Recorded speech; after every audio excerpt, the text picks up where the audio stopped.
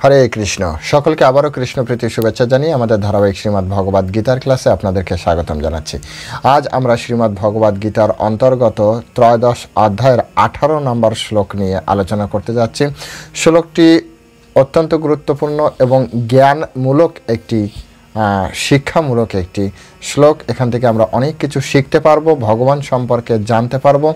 তো সকলে অত্যন্ত মনোযোগ দিয়ে শ্রবণ করবেন এবং প্রত্যেকের কাছে অনুরোধ করব যে যারা চ্যানেলে প্রথমবার এসেছেন অবশ্যই চ্যানেলটি সাবস্ক্রাইব করবেন এবং ভিডিওটি সকলের কাছে যাতে পৌঁছে যায় সেরকমভাবে আপনারা শেয়ার করবেন। তো চলুন শুরু করি। নম ওম বিষ্ণুপাদায় কৃষ্ণ প্রেষ্ঠায় ভূতলে শ্রীমতী ভক্তি বেদান্ত স্বামিনীতি নামিনে নমস্তে সারস্বতী দেবে গৌরবাণী প্রচারিণে নির্বিশেষ শূন্যবাদী পাশ্চাত্য দেশতারিণে বাঞ্ছা কল্পতরুর্ভৈশ্চ কৃপা সিন্ধু ব্যবচ पतितानां पावनेभ्यो वैष्णवेभ्यो नमो नमः। जय अनंत कोटि वैष्णव वृंद की जय। शिल प्रभुपाद की जय। निताय गौर शीतनाथ प्रीति परमानंदे हरि बोल।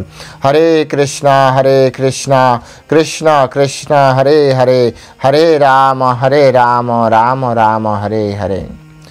ओम नमो भगवते वासुदेवाय। ओम नमो भगवते वासुदेवाय।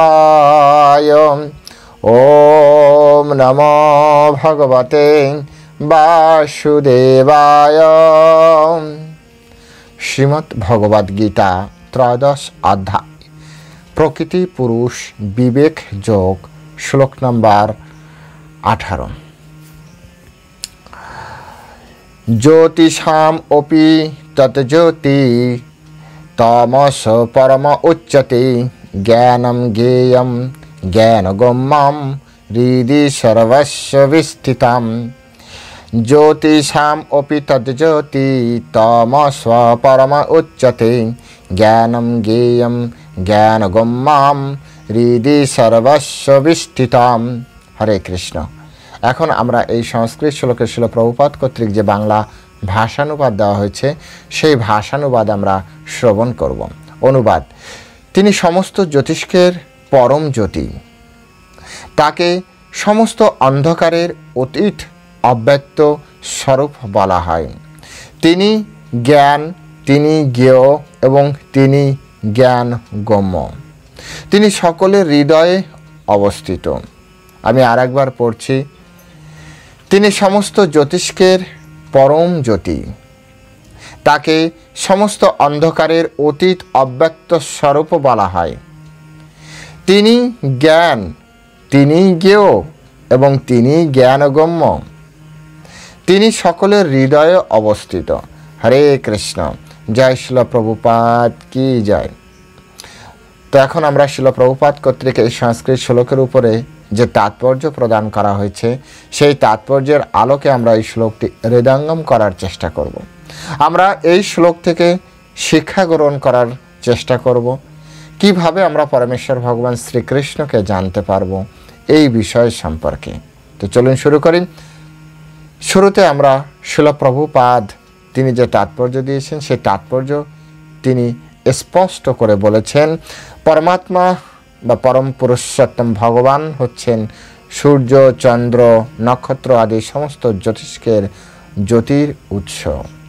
আমাদের ভৌতিক জগতে আমরা যত জ্যোতিষ্ক দেখি তার ভিতরে সবথেকে অন্যতম যেটি বোঝায় সেই অন্যতম জ্যোতিষ্ক হচ্ছে সূর্য, চন্দ্র, বিভিন্ন ধরনের নক্ষত্র, তারা, এরা সকলেই জ্যোতিষ্কের আওতায়। জ্যোতিষ্ক মানে হচ্ছে যিনি জ্যোতি দিচ্ছেন, সেটি ধার করা জ্যোতি হোক অথবা নিজস্ব জ্যোতি হোক। কিন্তু ভৌতিক জগতে যারা জ্যোতি প্রদান করেন তারা সকলেই ধার করা জ্যোতিতেই জ্যোতি প্রদান করেন। যেমন একটা ব্যাংক প্রচুর পরিমাণে টাকা থাকে, কিন্তু আপনি যদি বাস্তবিক দেখেন ব্যাংকের নিজস্ব কোনো টাকা নেই। সমস্ত বা কি বলা যায় যে জনগণের টাকা, সমস্ত দেশবাসীর টাকা ব্যাংকে থেকে থেকে ব্যাংক অনেক ধনী। ব্যাংকের নিজের কোনো টাকা নেই। ব্যাংক প্রচুর মানুষকে লোন দিতে পারে, প্রচুর টাকা। একটা মানে কি বলা যায়, গরিব মানুষ যা না পারে ব্যাংক অধিক থেকে অধিক আপনার লোন দিতে পারে। অথচ এই ব্যাংকের নিজস্ব কোনো টাকা নেই। ঠিক তেমনি সূর্য এত জ্যোতি প্রদান করছে ভৌতিক জগতে, কিন্তু সূর্যের নিজের কোনো জ্যোতি নেই। তাহলে এই সূর্য জ্যোতি কিভাবে দিচ্ছে? বলছে যে পরমেশ্বর ভগবান থেকে তিনি জ্যোতি পেয়েছেন। তার এই যে শক্তি, জ্যোতি শক্তি, সেই জ্যোতি শক্তি পরমেশ্বর ভগবানের কৃপা। আর সেই পরমেশ্বর ভগবানই হচ্ছেন তিনি, যাকে আমরা পরমেশ্বর ভগবান শ্রীকৃষ্ণ বলে জানি। আপনি যদি গর্গ সংহিতা পড়েন, গর্গ সংহিতা এবং শ্রীমদ্ ভাগবতেমেও স্পষ্ট করে উল্লেখ আছে যে চিৎ জগৎ কেমন, গোলক কেমন। ভগবদ্গীতায় শুধু তো একটা সূত্র বলে দিয়েছে, ন তদ ভাষয়তে শশী সূর্য ন শশাঙ্ক ন পাবক।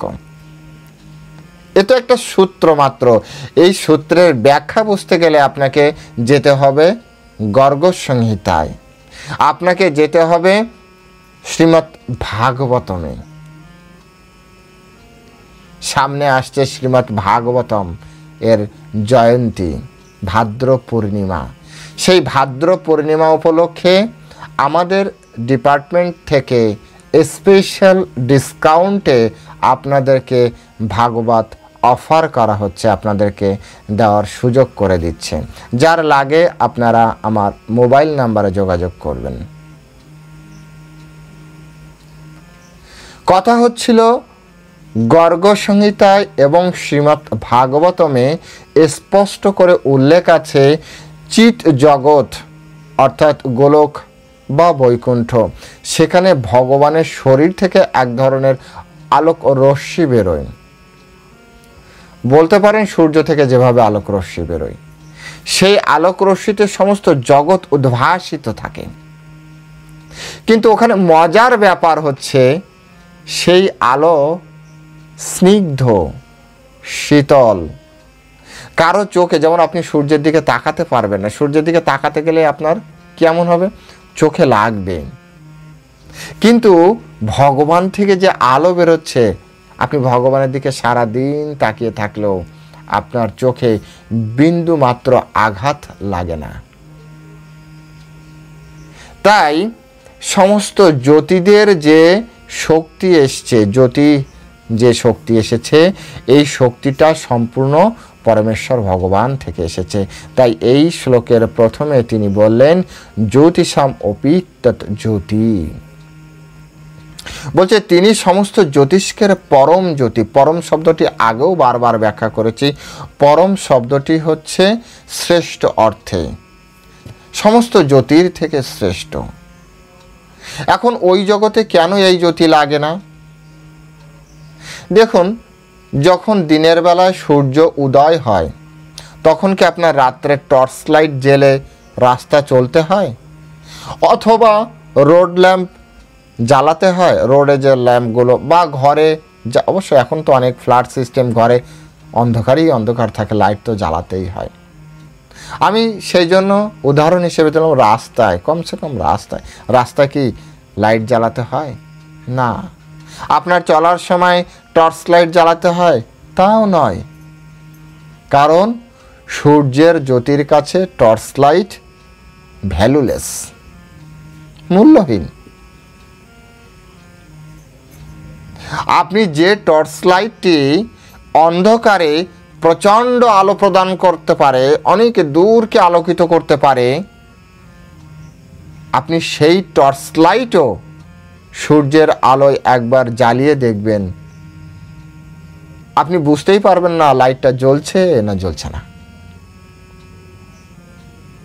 সূর্যের আলোর প্রভাব এত।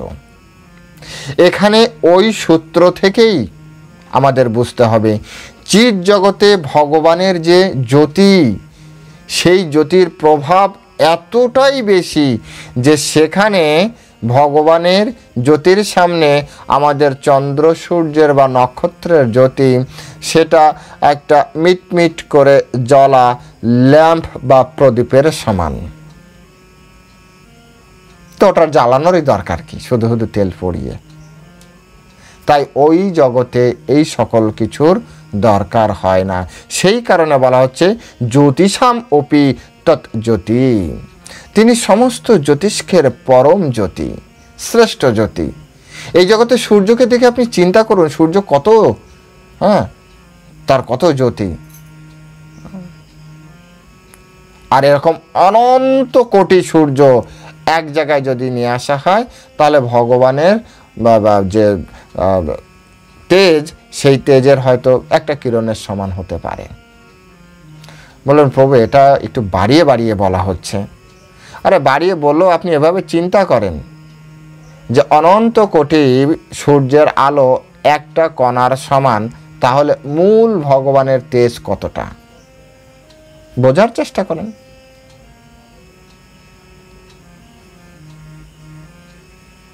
সেজন্য আমাদেরকে এই বিষয়গুলি ভালো করে বুঝতে হবে। সেখানে বৈদ্যুতিক আলোর দরকার নেই, কারণ ভগবানের আলোয় আলোকিত। সেখানে সূর্যের আলোরও দরকার নেই, কারণ ভগবানের আলোয় আলোকিত। সেখানে চন্দ্রলোকেরও দরকার নেই, কারণ ভগবানের আলোয় আলোকিত। অর্থাৎ কোনো আলোর দরকার নেই, কারণ সেই জায়গাটি অলরেডি ভগবানের আলোয় আলোকিত। এই কথাগুলি বিভিন্ন শাস্ত্রে স্পষ্ট করে বর্ণন করা হয়েছে। যেমন শ্বেতাশ্বর উপনিষদে বর্ণন করা হয়েছে আদিত্যবর্ণম তামস্ব পরস্ত্বাৎ, বলছে আদিত্যবর্ণম তামস পরস্ত্বাৎ, অর্থাৎ এই যে আদিত্য মানে সূর্য, আদিত্য মানে সূর্যের মতো বর্ণ, তমস পরস্তাৎ পর মানে শ্রেষ্ঠ, তার থেকেও শ্রেষ্ঠ। অর্থাৎ এই অন্ধকারাচ্ছন্ন জগৎকে আলোকিত করছে আপনার আদিত্য মানে সূর্যদেব, কিন্তু তার থেকেও শ্রেষ্ঠ হচ্ছে পরমেশ্বর ভগবান, তার থেকেও শ্রেষ্ঠ। এখানেও সেই একই কথা বলা হচ্ছে, তমস পরম উচ্চতে। অর্থাৎ শ্বেতেশ্বর উপনিষদের শ্লোকের সাথে এই শ্লোকটির অনেক অংশে মিল আছে। তারপরে কি বলা হচ্ছে, তাকে সমস্ত অন্ধকারের অতীত, তমস পরম উচ্চতে। এখানে যেহেতু জ্যোতি তমস, তাই জ্যোতির সাথে তমস যুক্ত হয়ে পরম উচ্চতে যাবে। তাই বলা হচ্ছে তজ্জ্যোতি, আবার জ্যোতি তমস পরম উচ্চতে, বলছে তাকে সমস্ত অন্ধকারের অতীত অব্যক্ত স্বরূপ বলা হয়। অর্থাৎ সমস্ত অন্ধকারের অতীত। এই ভৌতিক জগৎ না অত্যন্ত অন্ধকারাচ্ছন্ন জগৎ। আমাদের এই পৃথিবী লোকের কথা চিন্তা করেন, আমাদের পৃথিবীর কি নিজস্ব আলো আছে? ধরেন সূর্য 5 মিনিটের জন্য নেই, তো আমাদের পৃথিবীর কি কোনো আলো আছে? ঠিক তেমনি ব্রহ্মাণ্ডেরও কোনো নিজস্ব আলো নেই যদি সূর্যকে বন্ধ করে দেওয়া হয়। অর্থাৎ সূর্যের আলো যেখানে যাচ্ছে না, কমসে কম ভৌতিক জগতে বলছি, বাইরের জগৎটা পুরোটাই কিন্তু অন্ধকার, যেখানে যাচ্ছে না। আবার আমাদের এই যে ব্রহ্মাণ্ড আছে, সেই ব্রহ্মাণ্ডের বাইরের অংশটা পুরোটাই অন্ধকার, কারণ চিৎজগৎ ব্রহ্মাণ্ডের থেকে অনেক দূরে। আমাদের এই জড় ব্রহ্মাণ্ডের থেকে চিৎ জগৎ অনেক দূরে আছে। এটা কত দূরে আছে তার কোনো ক্যালকুলেশন আমার জানা নেই, হয়তো অন্যান্য শাস্ত্রগ্রন্থে পাওয়া যেতে পারে, কারণ আমাদের সব ক্যালকুলেশন রয়েছে। তো সেজন্য আপাতত ওখানে আমার খেয়াল নেই, অথবা আমি পড়িনি, এরকম একটা কিছু হবে, এই মুহূর্তে মনে পড়ছে না কথায়। তো এখানে স্পষ্ট করে বলা হচ্ছে যে তাকে সমস্ত অন্ধকারের অতীত অব্যক্ত স্বরূপ বলা হয়। সমস্ত অন্ধকারের অতীত, যতটা অন্ধকার রাজ্য আছে তার অতীত, তার বাইরে রয়েছে। এবং এখানে একটি জিনিস, যে জিনিসটা বেশিরভাগ মানুষ ঘুলিয়ে ফেলে, সেটি হচ্ছে অব্যক্ত স্বরূপ বলা হয়। এখানে অব্যক্ত স্বরূপ মানে হচ্ছে যা ব্যক্ত নয়, যা এক প্রকার নিরাকার শব্দের মিনিং করে। এই দেখো ভগবান বলেছে নিরাকার, কিন্তু আসলে অব্যক্ত মানে আমাদের কাছে তার কোনো স্পষ্ট ছবি নেই, তাই তাকে বলা হচ্ছে অব্যক্ত। অব্যক্ত সরাসরি যদি হল প্রকাশিত নয়, আমাদের কাছে প্রকাশিত নয়। কি অব্যক্ত স্বরূপ, তার যে নিজের রূপ, এই রূপটি এই জগতে, কারণ তাকে সমস্ত অন্ধকারের অতীত। অন্ধকার জগৎ আমাদের এইটা, ধরুন আমাদের এই ব্রহ্মাণ্ড, ধরুন এটা ব্রহ্মাণ্ড, এর মাঝখানে আমরা আছি। তো এই জগৎটা পুরো অন্ধকার, এই জগতের বাইরে মানে এই জগতের অতীত তার অবস্থান। এবার এই জগৎটা অন্ধকার, এইবার এই জগতের বাইরে যে কি অবস্থা, তার যে চেহারা, সেটি এই জগতে অব্যক্ত। অব্যক্ত মানে আমাদের কাছে ব্যক্ত নয়। এর মানে কিন্তু তার স্বরূপ নেই, তিনি নিরাকার, এটি কিন্তু প্রকাশিত হয় না। এই জায়গাটিতে এসে বেশিরভাগ ভাগবত পাঠক বলেন, ভাগবত শ্রোতা বলেন, বা যারা তো কিছু লোক আছে যারা বদনাম করার জন্য রেডি, এই দেখো ভগবান নিরাকার, এই দেখো ভগবানের অব্যক্ত স্বরূপ। আরে অব্যক্ত মানে আমার আপনার কাছে প্রকাশিত নয়, কিন্তু তার রূপ আছে। উদাহরণ হিসেবে ধরতে পারি, ধরুন আপনার কোনো একজন রিলেটিভ আছে এখন আমেরিকায়, হঠাৎ 5 বছর যোগাযোগ নেই। 5 বছর আগে আপনি শুনেছিলেন তার একটি সন্তান হয়েছে। 5 বছর পরে এসে আপনার রিলেটিভ নর্মাল কলিংয়ে, মানে ভিডিও কল না, নর্মাল কলিংয়ে আপনার সাথে কথা বলছে। কথা বলতে বলতে হয়তো বলল তার সন্তানের কথা, হ্যাঁ গো তুমি একটু ওর সাথে কথা বলো, ও এখন কথা বলতে শিখেছে। এখন আপনি তার সাথে কথা বলছেন। এই ব্যক্তি আছে আপনার চেতন জগতের বাইরে, তার যে রূপ, তার একটা রূপ আছে, সে কথা বলছে, কিন্তু তার রূপটি আপনার কাছে অব্যক্ত। এবার হ্যাঁ, ওর বয়স কত হলো, এই 5 বছর, 5.5 বছর বা 6 বছর। তখন আপনি এই জগতের 5-6 বছরের কোনো একটা বালক, মানে আপনার আশেপাশের কোনো একটি অব্যক্ত, মানে কোনো একটি সন্তানের কোনো একটি বালক বালিকার চেহারা আপনি কল্পনা করে নিন যে জাস্ট এইরকমই হয়তো হবে, এইরকম সাইজ হবে, এরকম হবে। কিন্তু তার যে অ্যাকচুয়াল স্বরূপ, তিনি কেমন দেখতে, মোটা সোটা নাকি পাতলা, রোগা নাকি হেলদি, এই যে তার যে অ্যাকচুয়াল স্বরূপ, সেই জিনিসটা কিন্তু আপনার কাছে পুরোপুরি প্রকাশিত নয়। কিন্তু আপনার কাছে প্রকাশিত না হলেও তার একটা, মানে কি বলা যায়, তার একটা যে ইমেজ, 5 বছরের বাচ্চা কেমন হয় আপনি ধরছেন, হয়তো এরকমই সাইজ হবে, এইরকমভাবে কথা বলবে, এই আর কি, হ্যাঁ শ্বাস এরকম।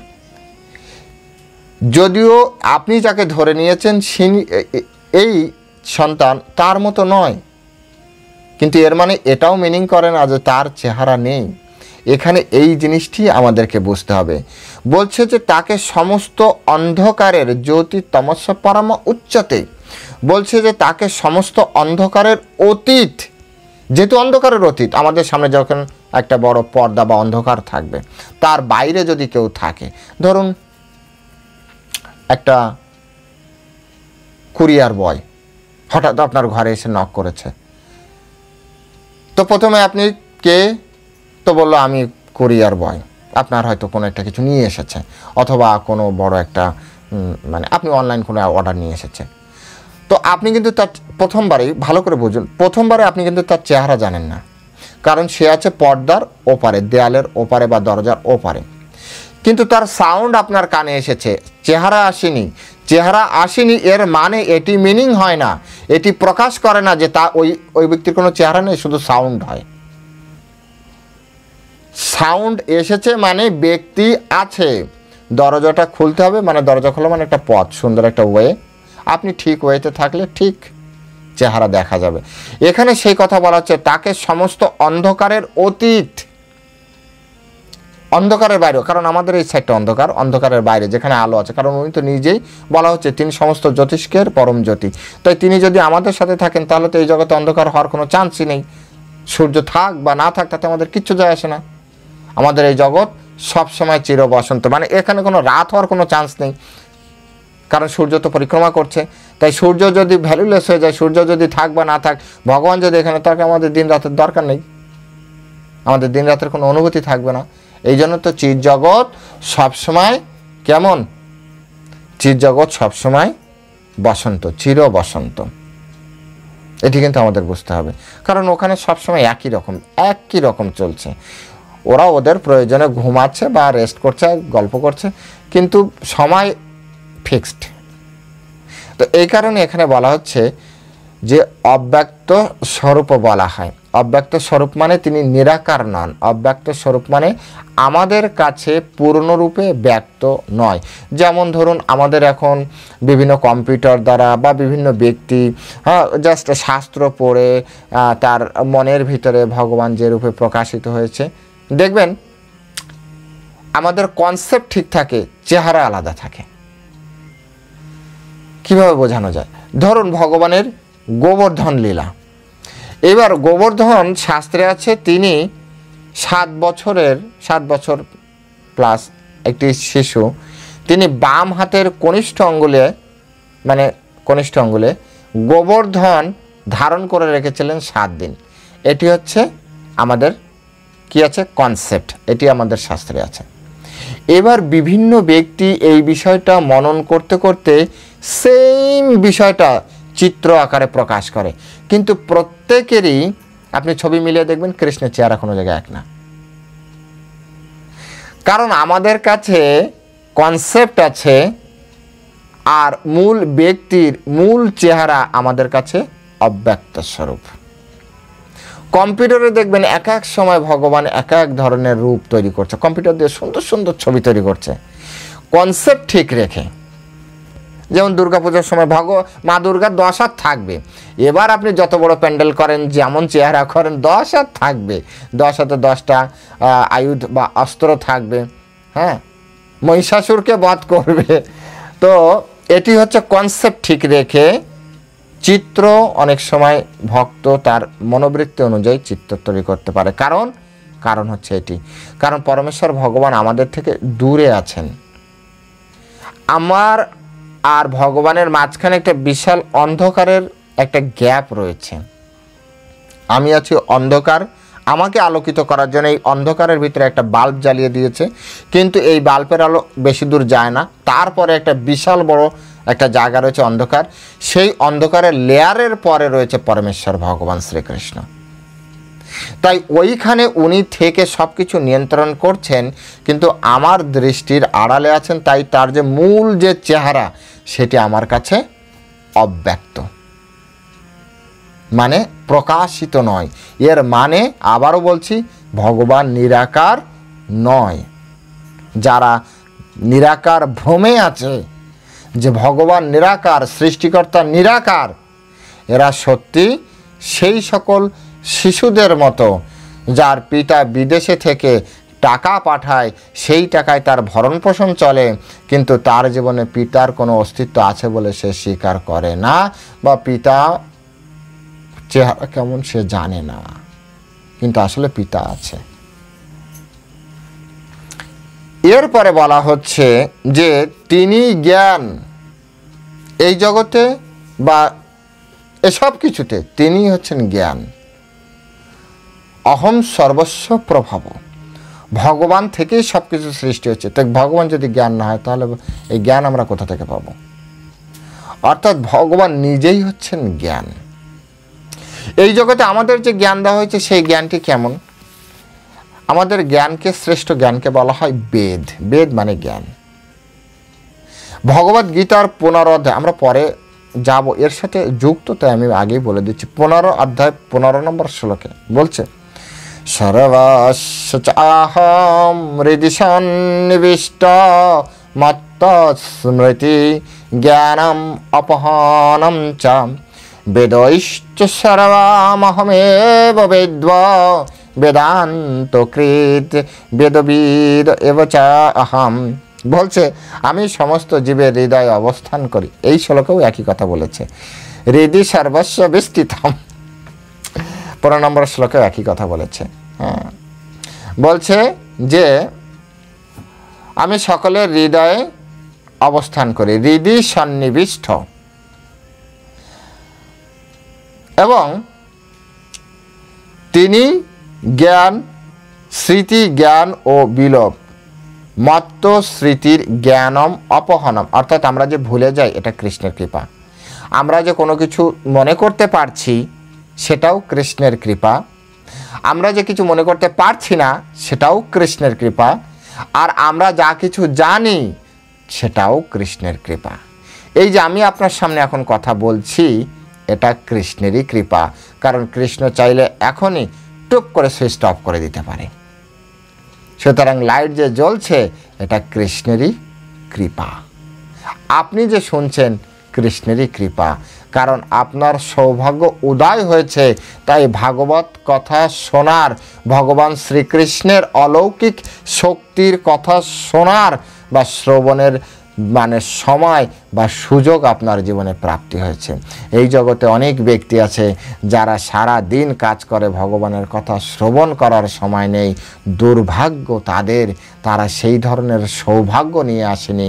যদি কখনো আপনার জীবনে এই ধরনের সৌভাগ্য উদয় হয়, আপনি বুঝবেন কিভাবে যে আপনার জীবনে সৌভাগ্য উদয় হয়েছে? তো আপনার জীবনে সাধু সঙ্গ আর ভাগবত কথা শ্রবণের অবসর প্রাপ্তি হবে। সাধু সঙ্গ, আর সাধু সঙ্গে কি হয়? সাধু সঙ্গ হইতে হয় অনার্থ নিবৃতন। সাধু সঙ্গ হইতে হয় অনার্থ নিবৃতন। কেন? কারণ এই সাধু সঙ্গের মাধ্যমে শ্রবণ কীর্তন হয়। সাধু সঙ্গ হইতে হয় শ্রবণ কীর্তন হইতে হয় অনার্থ নিবৃতন। একটু লাইনটা ভুলে আছে, সরি, চৈতন্য চরিতামৃতে আছে। সাধু সঙ্গ হইতে হয় শ্রবণ কীর্তন। তাই সাধু সঙ্গ জীবনে আপনার প্রাপ্তি হয়েছে, মানে আপনার সৌভাগ্য উদয় হয়েছে। ভগবানের এই কথা যে আপনি এখন বসে এই কথাগুলি শুনছেন, আপনার জীবনের সৌভাগ্য উদয় হয়েছে। দুর্ভাগ্য তো তাদের বলা হয় যাদের ভগবানের কথা শ্রবণের সময় নেই, ভাগবত কথা ভক্ত সঙ্গ প্রাপ্তির সময় নেই, গাধার মতো খাটছে শুধু এই জগতে। যদিও এই জগৎ সুন্দরভাবে পরিচালিত হচ্ছে ভগবানের দ্বারা, তাই আমাদের এক প্রভু খুব সুন্দরভাবে বলেন, আমি তাকে খুব ফলো করি। তার নামটা এই কারণে বলবো না, যাই হোক, খুব ফলো করি তাকে। ব্রজবাসীর মতো তার হৃদয়, সকলের কল্যাণ চায়। তিনি বলেন, ভাববার যিনি ভাবছেন তিনি, তুমি ভাবো তাকে। এই কথাটা আমি তার কাছ থেকে শিখেছি। ভাববার যিনি ভাবছেন তিনি, তুমি ভাবো তাকে। বিচার করুন, এই জগতে সব কিছু তার মাধ্যমেই হচ্ছে। তাই তিনি আমাদের স্মৃতি, তিনি আমাদের জ্ঞান, তিনি আমাদের স্মৃতিলোপ বা স্মৃতিহীনতা, মেমোরি লস যেটাকে ইংরেজিতে বলে। সুতরাং আপনারা এটা বুঝবেন। ভগবান তারপরে বলেছেন, আমি সমস্ত বেদের জ্ঞাতব্য, এই কথাটি এখানে বলেছেন। তিনি জ্ঞান, বেদ থেকে আপনি কি পান? জ্ঞান পান না, ভগবান এখানে বলেছেন জ্ঞান। তিনি জ্ঞেয়, জানার যে বিষয় সেটাও তিনি। আবার তিনি জ্ঞানগম্য, তিনি হচ্ছেন জ্ঞানের মাধ্যমে আপনি কোথায় যাবেন? ভগবানের কাছে যাবেন, সেটিও তিনি। আমরা এই যে হরে কৃষ্ণ মহামন্ত্র কীর্তন করি, হরে কৃষ্ণ কৃষ্ণ কৃষ্ণ হরে হরে, হরে রাম রাম রাম হরে হরে। এটি হচ্ছে 16 নাম 32 অক্ষর, 16টা নাম সমৃদ্ধ। তো বলা হচ্ছে অভিন্নত নাম ও নামিন, অর্থাৎ পরমেশ্বর ভগবান এবং তার নাম অভিন্ন। কিভাবে? যেমন আমাদের অ্যাঙ্গেল থেকে বিচার করি। আমার নাম জগদীশ, তো এখন আপনি ওখানে বসে জগদীশ বললেন, হ্যাঁ, আমাকে স্মরণ করে, কিন্তু আমি আপনার সামনে নেই, আমি কিন্তু দূরে মায়াপুরে। ভালো করে বুঝবেন। কিন্তু পরমেশ্বর ভগবানকে যখন আপনি স্মরণ করবেন, পরমেশ্বর ভগবান যেখানে থাক না কেন তিনি আপনার সাথে। এই জন্য তো বলা হয় যেইখানে হয় নাম সংকীর্তন সেই তো বৃন্দাবন।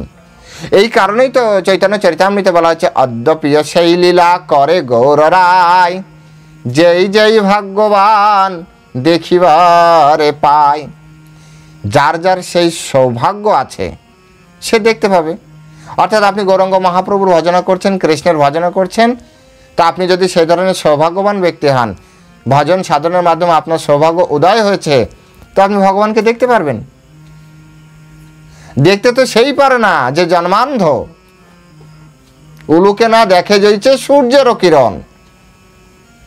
যেমন কি বলে ওটা, কি একটা পোকা আছে যে উলুক পোকা, ওই পোকা মেবি, ওরা কিছু দেখতে পারে না, শুধু জীবন পরিচালিত হচ্ছে। এক ধরনের পোকা আছে, যা আপনারা জানেন। এখানে সেই কথাটি বলা হচ্ছে যে পরমেশ্বর ভগবান শ্রীকৃষ্ণ তিনি সব কিছু, অর্থাৎ আমার নাম, এই যে নাম করছি এটি পরমেশ্বর ভগবান, যার জন্য করছি তিনিও পরমেশ্বর ভগবান, যে পথে করছি অর্থাৎ হরে কৃষ্ণ মহামন্ত্র তিনিও ভগবান। ভালো করে বুঝুন, আমার সাধন, হ্যাঁ, সেটিকে হরে কৃষ্ণ মহামন্ত্র, এটিকে ভগবান। ঠিক আছে? আমার যার ইষ্টদেব পরমেশ্বর ভগবান, সেটিও নাম। আর যে পথে হাঁটছি, হ্যাঁ, যেভাবে সাধন করছি হরিনামের মাধ্যমে, সেটাও ভগবান, সবই ভগবান। হ্যাঁ, অর্থাৎ সম্বন্ধ, অভিধেয়, প্রয়োজন সবই ভগবান। এখানে এই কথাটি বলেছে যে তিনি জ্ঞান, তিনি জ্ঞেয়, আর তিনি জ্ঞানগম্য। এই তিনটাকে যদি এক লাইনে কেউ বুঝতে পারে, শিখতে পারে, তার সাধন ভজন ঠিক আছে। এটাকেই চৈতন্য চরিতামৃতে বলা হচ্ছে সম্বন্ধ, অভিধেয়, প্রয়োজন। আর এই ব্রহ্ম মধ্য গৌড়ীয় সম্প্রদায় চৈতন্য মহাপ্রভু তিনি এমন একটি পন্থা প্রদান করে গিয়েছেন, যে পন্থার মাধ্যমে আমাদের এই তিনটি একই প্যারালাল চলছে। অর্থাৎ এটা আনতে গেলে ওটা কমে না, ওটা আনতে গেলে এটা কমে না, আবার আমাদের লক্ষ্যচ্যুত হই না, কারণ এখানে সবই পরমেশ্বর ভগবান। এখানে ওই শ্লোকটিতে এইভাবে সুন্দরভাবে বলেছে, কি বলেছে? বেদান্তকৃত, আমি সমস্ত বেদের জ্ঞাতব্য, আমি বেদান্ত কর্তা, আমি বেদবিদ। অর্থাৎ বেদবিদ মানে কি? বেদকে কে জানে? ভগবান। বেদান্ত কর্তা কে? এই বেদান্ত দিয়েছে বা বেদ দিয়েছে ভগবান কৃষ্ণ। আর বলছে যে বেদের জ্ঞাতব্য বিষয় কি? ওই বেদের ভিতরে কি আছে? বলছে আমি আছি। এখানে সেম টু সেম কথা, শুধুমাত্র শব্দগত কিছু বিষয় আলাদা রয়েছে, আর বাকি সব একই। জ্ঞানম জ্ঞেয়ম জ্ঞানগম্যম, যত জ্ঞান আছে সব কৃষ্ণ। তারপরে কি? জ্ঞেয়ম, এর মাধ্যমে, জ্ঞানের মাধ্যমে আপনি যা জানবেন তাও। জ্ঞানগম্যম, জ্ঞানের মাধ্যমে আপনি যেখানে যেতে পারবেন সেখানে যেয়ে দেখবেন আমি আছি দাঁড়িয়ে। অন্তিমে, অর্থাৎ লাস্ট ডেস্টিনি যেটাকে বলা হয়, আলটিমেট গোল, সেটি পরমেশ্বর ভগবান শ্রীকৃষ্ণ। যতক্ষণ না পর্যন্ত একটা জীব পরমেশ্বর ভগবান শ্রীকৃষ্ণে তার আলটিমেট গোল সেট আপ না করছে, ততক্ষণ পর্যন্ত দেখবেন অন্যান্য যারা কৃষ্ণের উপাসনা না করছে, তাদের আর কৃষ্ণ উপাসকের ভিতরে একটা ব্যাপক পার্থক্য। যদি আপনি নিরপেক্ষ হন তাহলে আপনি বুঝতে পারবেন, নিরপেক্ষ না হলে বুঝতে পারবেন না। তারপরে বলছে আচ্ছা ঠিক আছে ভগবান, তাহলে আপনি থাকেন কোথায়? তো বলছে যে হৃদি সর্বস্ব বিতিষ্ঠিতম। ওই শ্লোকে 15 নম্বর শ্লোকে পুরুষোত্তম জগৎ তিনি কি বলেছিলেন? বলছেন হৃদি সন্নিবিষ্ট, আর এখানে বলছে হৃদি সর্বস্ব বিষ্ঠিতম। সেই বিষ্ট আছে, এখানে সে বিষ্ঠিতম আছে, বিষ্ঠিতম। তিনি সকলের হৃদয়ে অবস্থান করছেন। সকলের হৃদয়ে তিনি কি রূপে অবস্থান করছেন? পরমাত্মা রূপে। এই পরমাত্মা পরমেশ্বর ভগবান। পরমেশ্বর ভগবান অ্যাকচুয়ালি শ্রীকৃষ্ণের প্রকাশ, পরমাত্মা। যাই হোক, আপাতত এটি আমরা স্পষ্ট করে এই শ্লোক থেকে আমরা বুঝতে পারলাম যে তিনি সমস্ত জ্যোতিষ্কের পরম জ্যোতি, এবং তাকে সমস্ত অন্ধকারের অতীত, মানে আমাদের ভৌতিক জগতের অনেক বাইরে তিনি অবস্থান করছেন, এবং ওইখানে থাকার কারণে একটা বিশাল গ্যাপ থাকার কারণে তার চেহারাটি আমার কাছে অস্পষ্ট। আশা করি আপনারা বুঝতে পেরেছেন। আবারও বলছি, ওনার চেহারাটি আমাদের কাছে অস্পষ্ট, এটা আমাদের এই চোখের প্রবলেম। কৃষ্ণ নিরাকার নয়, ভগবান নিরাকার নয়, পরমাত্মা বিষ্ণু ভগবান রামচন্দ্র নিরাকার নয়। এই জায়গাটা আজকে অন্তত শিখেন, ভগবান নিরাকার নয়। অব্যক্ত শব্দটির প্রকৃত শব্দ অর্থ হচ্ছে আমার কাছে প্রকাশিত নয়। এর মানে তার অস্তিত্ব নেই এটা বলা যেতে পারে না। যেমন আমাদের পৃথিবীতে বলা হয় 3 ভাগ জল 1 ভাগ স্থল। এবার এই 1 ভাগ স্থল আমরা সম্পূর্ণ এই স্থল সম্পর্কে আমাদের জ্ঞান নেই, কারণ দেখি তো গুগল ম্যাপে এত এত জায়গায় পাহাড় রয়েছে, যত পাহাড়ে কেউ যায় না, তার মানে ওই জায়গাটি আছে আমার কাছে অব্যক্ত। কৈলাসে অ্যাকচুয়ালি কি হচ্ছে তা এখনও বড় বড় বিজ্ঞানীরা কিচ্ছু জানে না। তার মানে কি কৈলাস আছে, কিন্তু কৈলাস সম্পর্কে আমাদের কাছে জ্ঞানটি অব্যক্ত, কৈলাসের ভিতরে অ্যাকচুয়ালি কি ঘটছে। তারপরে দেখা যাচ্ছে যে সমুদ্রের ভিতরে অনেক কিছুই, শুধু আমরা এইভাবে বলতেই পারি অনেক কিছু আছে, কিন্তু কি আছে তা আমাদের কাছে অব্যক্ত। এর মানে ওটা নয়, প্রকাশ করে না যে আসলে ওর ভিতরে কিছু আছে কিনা, আছে বা আদৌ কিছু নেই, আছে কিন্তু আমাদের কাছে প্রকাশিত নয়। ঠিক তেমনি ভগবান শ্রীকৃষ্ণের তার নিজের রূপ আছে, কিন্তু আমাদের কাছে তার অ্যাকচুয়াল রূপ অব্যক্ত স্বরূপ। হ্যাঁ, ক্লিয়ার। তারপরে বলা হচ্ছে যে তিনি জ্ঞান, তিনি জ্ঞেয় এবং তিনি হচ্ছেন জ্ঞান গম্য। এর আগে সুন্দরভাবে বলা হয়েছে যে পরমেশ্বর ভগবানই হচ্ছেন সব কিছু এবং তিনি প্রকৃত জ্ঞান এবং তিনি হচ্ছেন জ্ঞেয়, হ্যাঁ, এবং তিনি হচ্ছেন জ্ঞান গম্য। এবং তিনি কোথায় অবস্থান করছেন? সকলের হৃদয়ে। অনেকে বলে না যে ভগবান কোথায় থাকে, মন কোথায় থাকে? হ্যাঁ, আমাদের হৃদয়ে অবস্থান করছে। অনেকে বলে ব্রেনে থাকে, ব্রেনে ভগবান থাকে না। আমাদের হৃদয় মানে হচ্ছে হৃৎপিণ্ড, হার্টের মধ্যে ওটাকে বলা হয় কি বায়ু? প্রাণবায়ু। আমাদের কয়েকটা বায়ু আছে, সেই বায়ুর ভিতরে একটি বায়ু হচ্ছে প্রাণবায়ু। প্রাণবায়ুকে আপনি একটা বাবেল চিন্তা করুন, হ্যাঁ, বাবেল। ঠিক সেই বাবেলের মাঝখানে আত্মা আর পরমাত্মা অবস্থান করছে। এটা এতটাই ছোট যে আমাদের কোনো মাইক্রোস্কোপ বলেন, টেলিস্কোপ বলেন, বাইনোকুলার বলেন, যা ইচ্ছা তাই বলেন, কোনো ধরনের কোনো মেশিন দ্বারা আমরা এটা আজও ফাইন্ড আউট করতে পারিনি। পরমেশ্বর ভগবান হচ্ছেন সূক্ষ্ম থেকে সূক্ষ্মতর, বৃহৎ থেকে বৃহত্তর। এ হচ্ছে পরমেশ্বর ভগবান। তো অনেক সময় হলো, যাদের ভিডিওটি ভালো লেগেছে অবশ্যই এটা আপনার নৈতিক দায়িত্ব, আপনাকেও কিছুটা দায়িত্ব নিতে হবে।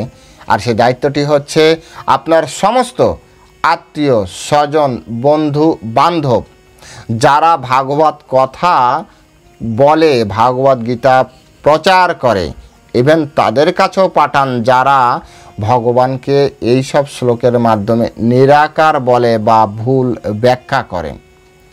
তাদের কাছে পাঠান যাতে তারা সুন্দরভাবে বোঝার চেষ্টা করে এবং ভালোভাবে গীতা পড়ার চেষ্টা করে। মাথায় রাখবেন, জ্ঞান গ্রহণ করার পন্থা হচ্ছে গুরু পরম্পরা। গুরু পরম্পরা না থাকলে আপনি এই তত্ত্ব এইভাবে পাবেন না। ভালো থাকবেন সকলে। হরে কৃষ্ণ। যারা এখনও চ্যানেলটি সাবস্ক্রাইব করেননি, ভিডিওটি ভালো লেগেছে, শুনছেন, অবশ্যই চ্যানেলটি সাবস্ক্রাইব করুন পরবর্তী ভিডিওর জন্য। হরে কৃষ্ণ। জয় শিল প্রভুপাদ কি জয়।